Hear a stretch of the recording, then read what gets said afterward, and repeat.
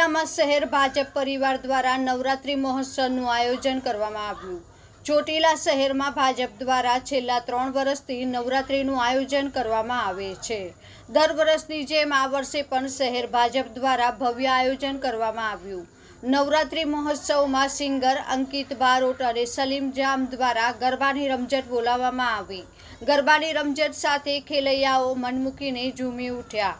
નવરાત્રિ મહોત્સવ દરમિયાન વેલ dress, best ખેલૈયા જેવા અનેક પ્રોત્સાહન ઇનામ વિતરણ કરવામાં આવે છે। ભાજપ પરિવાર દ્વારા યોજવામાં આવેલ નવરાત્રિ મહોત્સવ ચોટીલાનો એક માત્ર પાર્ટી પ્લોટ આયોજન હોવાથી માનવ મહેરામણ ખૂબ જ મોટી સંખ્યામાં ઉમટી પડે છે।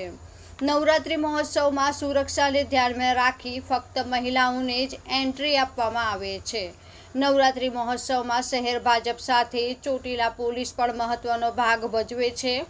ચોટીલા પોલીસ દ્વારા કોઈ અનિચ્છનીય ઘટના ન બને તે માટે ચુસ્ત પોલીસ બંદોબસ્ત પણ ગોઠવવામાં આવ્યો છે।